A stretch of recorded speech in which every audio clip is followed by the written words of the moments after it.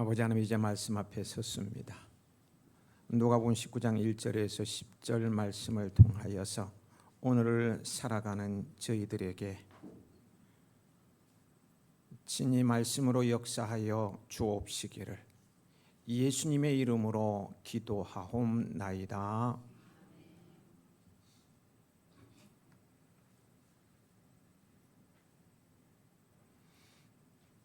여자의 일생을 쓴 프랑스의 작가 모파상이 있습니다. 그는 이 소설을 통해서 세계적인 작가가 되었고 많은 돈을 모았습니다. 그러나 세계적인 작가가 됐지만 그 마음에 공허함을 메꿀 수는 없었어요. 그는 일찍이 신학교를 다니다가 중퇴해버렸습니다. 하나님을 의지하지 않고 자신의 재능을 의지하고 나가서 열심히 노력한 결과 세계적인 문학가로 알려지게 되었고 돈도 많이 모으게 되었습니다. 하지만 마음의 공허함을 메울 길이 없었던 것입니다. 그는 세상에서 방황하는 삶을 살았어요. 여자를 수없이 바꾸고 결혼도 여러 차례 했지만 참된 만족이 없었어요. 결국 그가 자살하려고 시도했다가 실패하고 정신병원에 가게 되었습니다. 정신병원에서 큰 소리로 떠들며 지내다가 43살이라는 젊은 나이에 세상을 떠나죠. 그의 묘비에는 그의 말년에 쉴 새 없이 하던 말이 기록되어 있습니다. 나는 모든 것을 소유하고자 했지만 결국 아무것도 갖지 못했다. 그렇습니다. 모든 것을 소유한 것 같지만 하나님을 소유하지 못한 사람은 아무것도 가진 것이 없는 사람인 것입니다. 내 마음의 모든 것 대신 예수님을 모시고 살아갈 때만이 참된 기쁨과 행복과 만족함을 누리며 살 수 있게 되는 거예요. 본문의 삭개오가 바로 그런 예라고 할 수 있을 것입니다. 삭개오는 여리고 세관의 세리장이요 부자였습니다. 유대인은 부를 하나님의 복으로 여겼지만 세리는 경멸했습니다. 당시 세리들은 허가받은 도둑이라고 불리고 있었어요. 로마 제국의 힘을 등에 업고 자기들 멋대로 세금을 정하고 백성들의 재산을 탈취하였기 때문입니다. 그래서 유대인들은 세리를 매국노와 창녀에 버금가는 죄인으로 취급했어요. 그런데 이와 같은 불의한 세리들을 통솔하고 지휘한 인물이 바로 삭개오입니다. 그는 로마의 식민지가 되어 학대받고 착취당하는 자기 민족 동족 편에 서서 함께 고난받는 삶을 살기보다는 차라리 손가락질 받더라도 자기의 사리사욕을 위해 거머리 아십니까? 거머리의 길을 택하였던 것입니다. 거머리 아세요? 예, 저 또래 이상 되시는 분들은 아실 거예요. 시골하면 논이나 물미나리 키우는 밭에 들어가면 지렁이 비슷하죠. 근데 쬐끄만한 것이 몸에 탁 달라붙다가 피를 쫙쫙 빨아먹습니다. 얼마나 아픈지 몰라요. 그냥 얼마나 신경질 나는지 그냥 확 뜯어내가지고 보면은 피가 벌거래죠 몸에. 그러면 그걸 땅바닥에 탁 내팽개치네. 그래도 성이 안 풀려가 저는 그냥 발로 그냥 막 비벼놔요.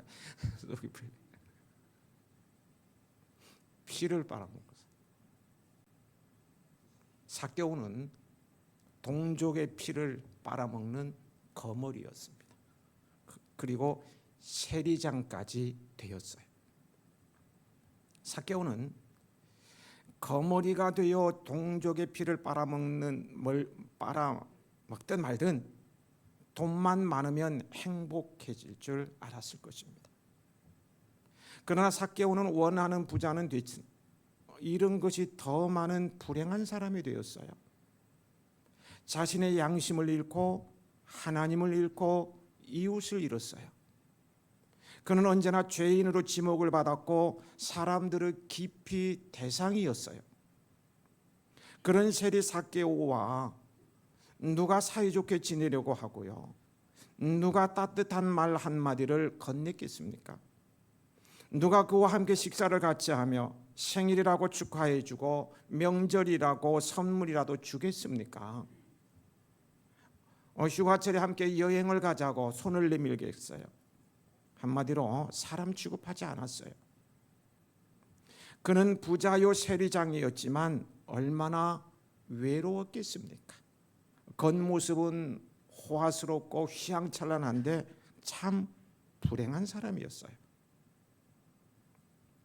3절 4절은 삭개오가 예수님을 보려고 애쓰는 장면입니다.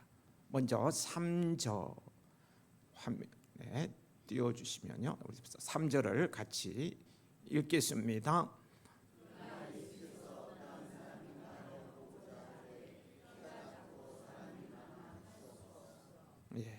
삭개오는 넉넉한 재물이 있음에도 불구하고 사람들로부터 배척당하였어요.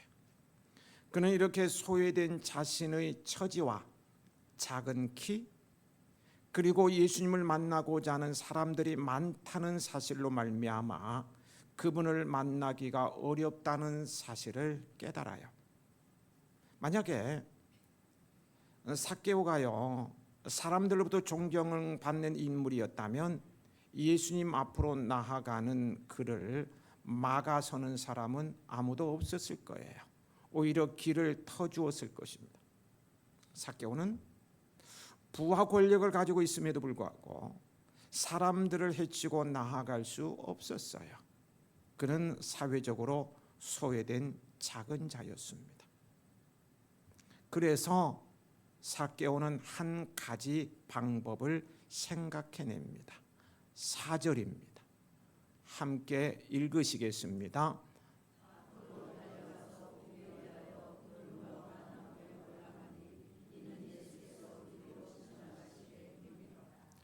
삭개오는 여리고를 통과하면 꼭 지나가야 하는 길목 돌무화과 나무 위로 체면을 불구하고 기어 올라갔습니다. 사람들은 부끄러움도 모르고 허둥지둥 나무에 올라가서 가지에 걸터 앉는 삭개오의 모습을 바라보면서 뒤에서 막 손가락질 해댔을 거예요. 하지만 주님을 만나보고자 하는 삭개오의 간절한 열망은 사람들의 시선을 아랑곳하지 않게 만들어 주었어요. 이처럼 세리장 삭개오가 예수님을 보려고 하는 마음을 지녔다는 사실은 놀라운 일로요, 우리가 주목해 봐야 할 대목입니다.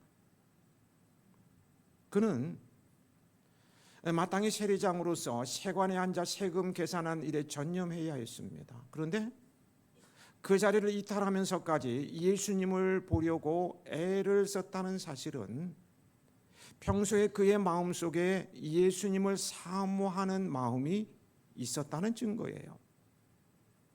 삭개오는 이미 예수님께서 세리들을 사랑으로 대해 주신다는 소문을 들었을 거예요.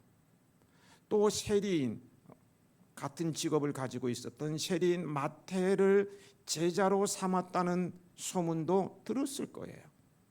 그래서 자신도 불의한 길로 가는 삶을 그만두고 예수님을 만나고 회개함으로 죄 용서함을 받는 사죄의 은총을 받으려고 했던 것 같습니다.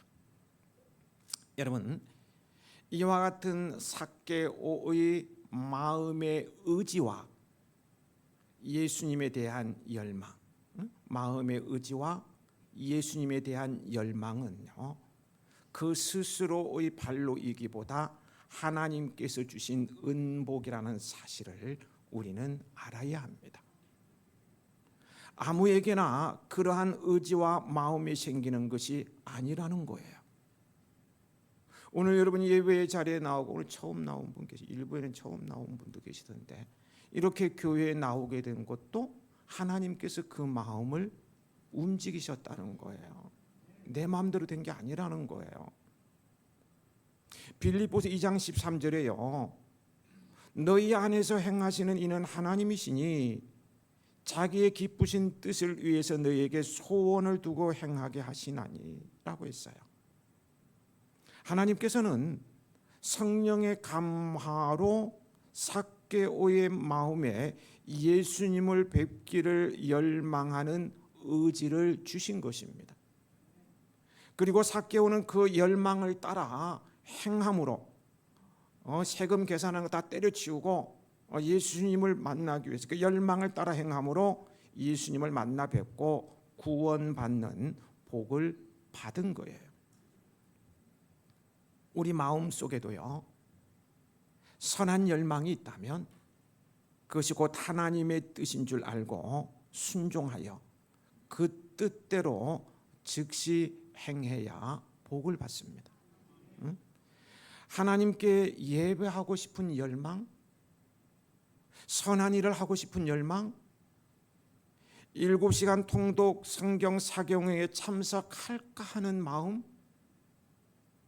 교회를 청결하고 아름답게 가꾸고 싶은 마음, 불우한 이웃을 찾아가고 돌보고 싶고 환우들을 섬기고 싶은 마음, 우리 환우가 있는데 내가 미력 하나만 좀 돕고 싶다, 돈 봉투를 건네주고 싶은데 이런 마음, 혼자 사는 분에게 반찬을 해서 나누고 싶은 마음, 그 누구의 어떤 필요를 채워주고 싶은 마음, 선교 단체를 지원하고 싶은 마음 등등, 이 모두가 하나님께 주신 선하고 복된 열망들입니다.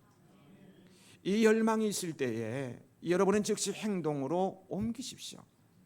선한 열망을 외면한다면 그것이 곧 성령님을 근심시키는 일이요 하나님의 뜻에 불순종하는 것이 되고 말 거예요. 하나님을 기쁘시게 해드리는 여러분이 되시기 바랍니다.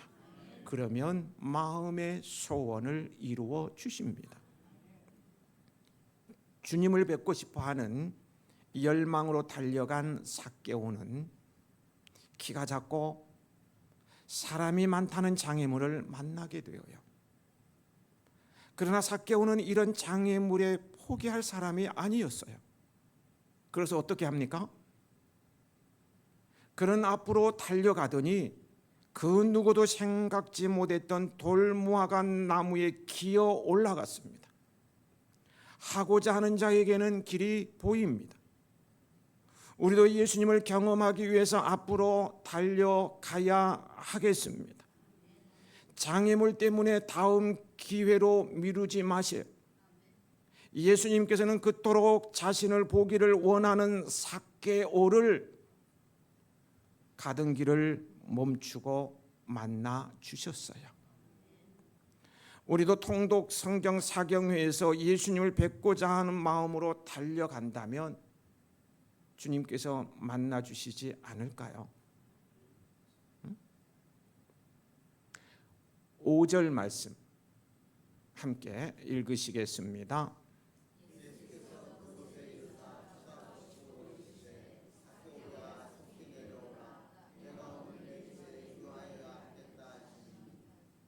예수님께서는 삭개오가 올라가 있는 나무 아래에 오시자 멈추시고는 쳐다보시고, 오늘 설교 제목이 쳐다보시고입니다. 지금 예수님께서 누구를 쳐다보셨습니까? 누구를 쳐다보고 계셔요? 예수님을 뵙기를 열망하는 의지로 앞의 장애물을 극복하며 돌감람 나무에까지 기어 올라간 사람, 열망을 따라 행함으로 그 의지를 보이는 사람, 즉 마음속에 선한 열망이 있다면 그것이 곧 하나님의 뜻인 줄 알고 순종하며 그 뜻대로 즉시 행하는 사람을 주님께서 쳐다보셨던 거예요. 예수님께서는 삭개오를 쳐다보시고 그의 이름을 불러주시면서 따뜻한 말씀을 건네십니다. 삭개오야, 속히 내려오라. 내가 오늘 내 집에 유하여야 하겠다.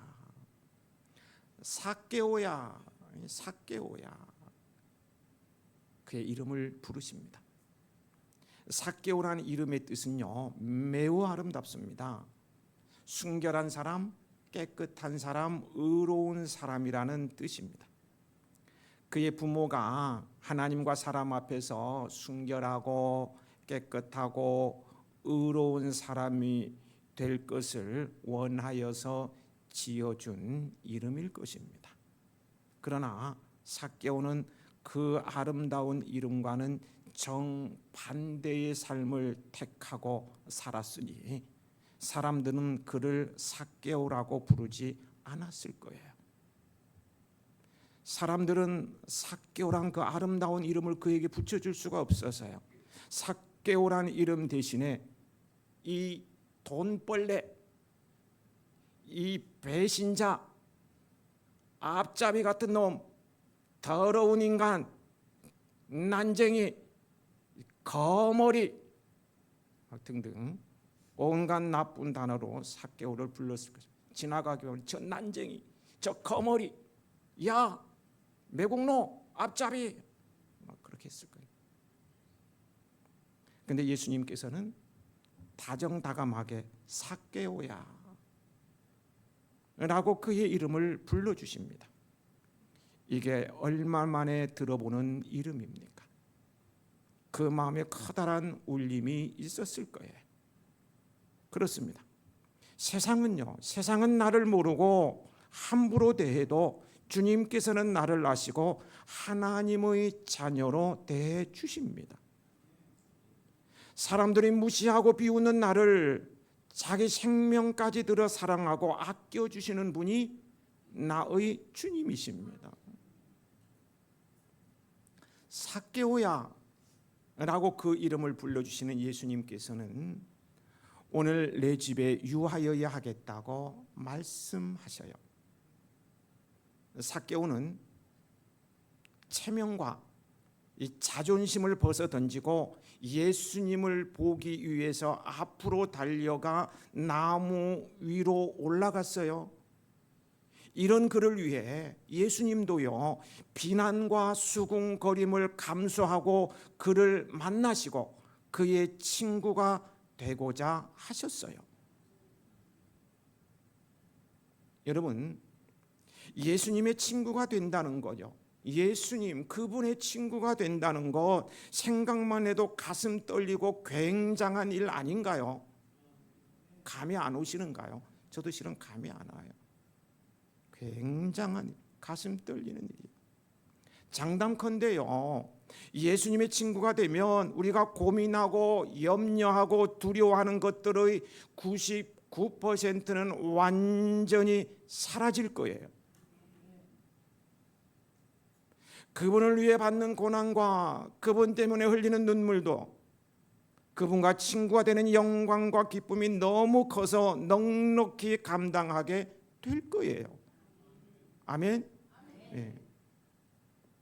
예수님께서는 한 사람을 귀하게 여기시고 그에게 관심과 사랑을 쏟아부으십니다. 여기 유한다는 것은요, 머물겠다는 뜻이, 그것은 함께 식사한다는 의미이고 함께 잠을 자겠다는 의미입니다. 참 사랑의 주님이십니다. 그런 예수님의 말씀에 삭개오가 어떻게 반응을 하는지를 보겠습니다. 6절이죠. 같이 읽어보실까요? 급히 내려왔다고 했어요. 잠시의 머뭇거림도 없이 내려왔다는 거예요. 자기의 신분도 잊어버리고 어린 나이와 같이 방방 뛰면서 즐거워하는 모습이 그려져요. 우리 교회 마당 잔디밭에 보면은 방방이가 있죠. 우리 아이들이 올라가서 막 뛰면서 방방방방 뛰면서 즐거워하는 모습을 보게 됩니다. 그런 모습, 이렇게 행복하고 신나는 날이 얼마만입니까? 삭개오가 무엇 때문에 이렇게 즐거워합니까? 무엇 때문에 이렇게 방방 뛰면서 즐거워해요? 예수님께서 자기 이름을 불러주시고, 사람들은 이름을 안 불러줘요. 매국노, 거머리, 난쟁이 이렇게 부르는데 자기 이름을 불러주시고,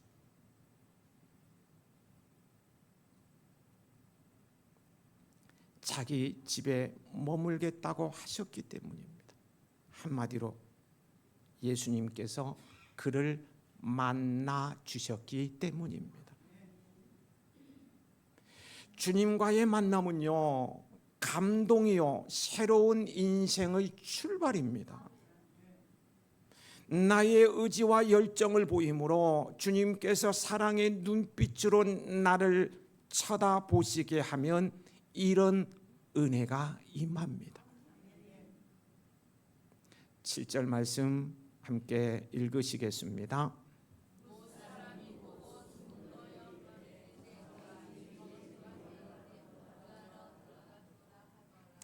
사람들은 예수님께서 삭개오의 집에 유하시는 것에 대해서 수군거렸어요. 죄인의 집으로 알려진 세리의 집에 들어가 음식을 먹는 모습은 그들의 관습과 신앙에 전혀 어울리지 않았기 때문입니다. 여기 예수님께서 삭개오의 집에 들어가 유하신다는 것은 단순히요, 시간이 되어서 그 집에서 쉬기 위해서 가셨음을 의미하지는 않습니다. 이것은, 잘 들으세요, 이것은요, 예수님께서 삭개오를 하나님의 자녀로 받아들이는 구원의 표시입니다. 하나님의 자녀로 받아들이는 구원의 표시예요. 삭개오는 이 말을 즉시 알아차렸기 때문에 속히 내려와서 방방 뛰면서 기뻐함으로 영접했고요. 둘러선 사람들도 동일한 의미를 이해하였기 때문에 어떻게 해서 수군수군거렸던 거예요. 어떻게 죄인이 하나님의 자녀가 될 수 있단 말이야. 어떻게 죄인이 아브라함의 자손이 될 수 있단 말이야. 말도 안 돼. 수군수군거린 거예요. 삭개오는 아직 예수님께 회개와 관련된 한마디의 말도 한 적이 없었어요. 성경을 보세요. 없죠. 또 예수님을 믿겠다는 고백도 하지 않았어요. 아직 이러한 단계에 이르지 못한 삭개오를 예수님께서 먼저 자녀로 받아주시고 그 놀라운 구원을 선물로 주신 거예요. 여기에서 중요한 진리를 깨닫게 됩니다. 여러분, 예수님께서 삭개오를 받아주신 것은, 구원은 말입니다, 구원은 인간의 자격이나 의로움으로 되지 않고 오직 하나님의 은혜로만 된다는 사실을 명확하게 보여줍니다. 하나님의 은혜로 되는 거예요. 여러분도 하나님의 놀라운 은혜로 구원받은 성도들 아닙니까? 그렇죠? 이 엄청난 구원의 선물이 삭개오의 생각과 삶을 완전히 바꾸어 놓습니다. 똑같은 예수님의 말씀이 누군가에게는 불편함이었지만 삭개오에게는 복음 그 자체였어요. 이 복음의 말씀을 들은 후 뒤따르는 삭개오의 결단은 그가 참으로 회개하였음을 나타내 줍니다. 그가 놀랍게 바뀌었기 때문에 구원을 받을 수 있게 된 것이 아니라 예수님께서 놀라운 구원을 주셨기 때문에 그에게 즉각적인 변화가 나타났던 것입니다. 삭개오가 예수님 앞에서 회개의 결단을 합니다. 참 놀라운 결단이죠. 8절입니다. 같이 읽어보실까요?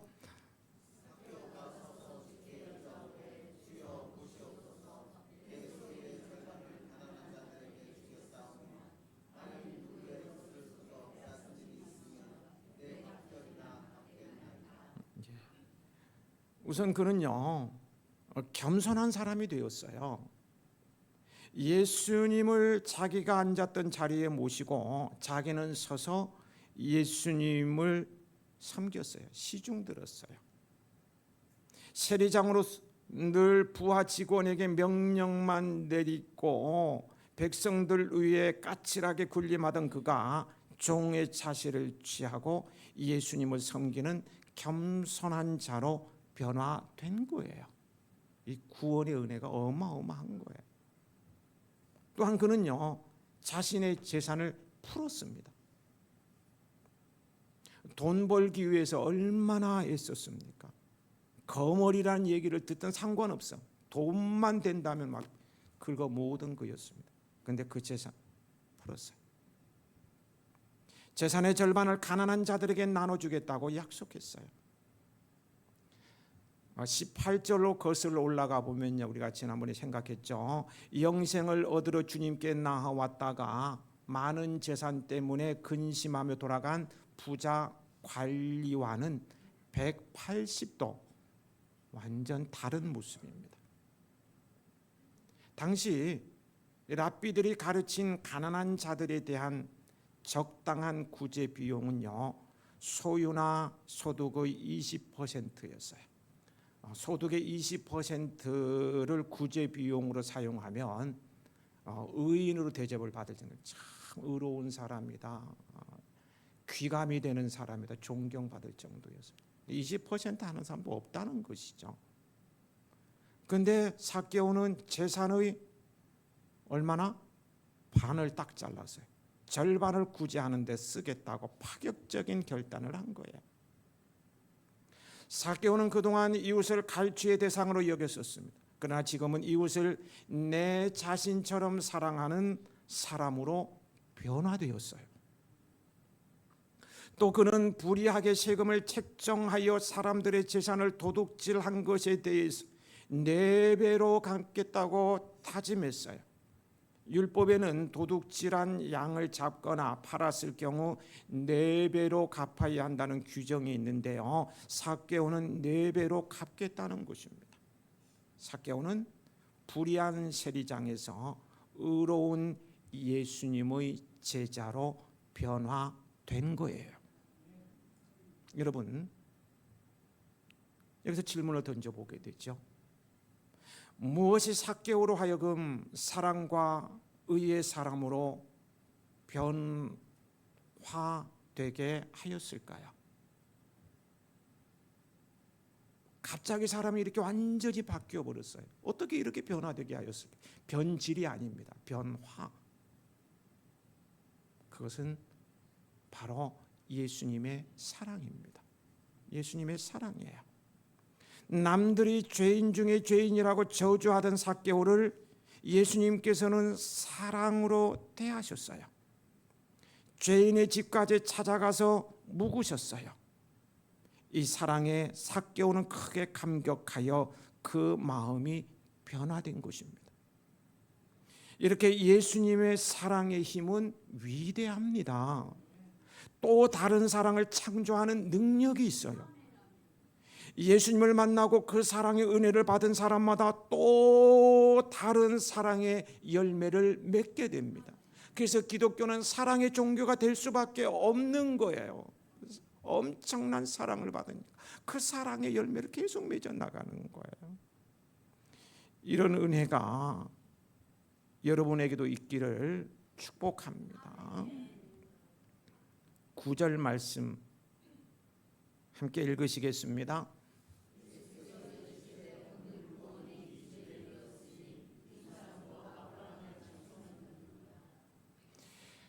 삭개오의 회개 고백을 들은 예수님께서 그가 구원을 받은 자임을 확인해 주십니다. 구원이란 어떤 사람이 죄 사함을 받고 하나님과의 관계가 회복되는 것입니다. 사람들은 삭개오가 하나님의 백성을 억압하는 자들에게 협력하고 또한 백성들을 속여서 재산을 빼앗은 것 때문에 아브라함과 그의 후손에게 주어진 약속에 배제되었다고 생각했어요. 저주받은 자라고 생각했어요. 하지만 삭개오는 회개의 합당한 열매를 맺기 때문에 아브라함의 자녀로서 자격을 갖춥니다. 예수님께서는 이런 삭개오를 아브라함의 자손이라고 인정하셨어요. 유대인들에게 있어서요, 아브라함의 자손이라는 개념은 천국을 보장받은 자라는 뜻입니다. 그러므로 삭개오는 영생 구원을 예수님께 보장받는 복을 받았어요. 여러분 또한 영생 구원을 예수님께 보장받은 성도들인 줄 믿습니다. 결론입니다. 10절 함께 읽으시겠습니다.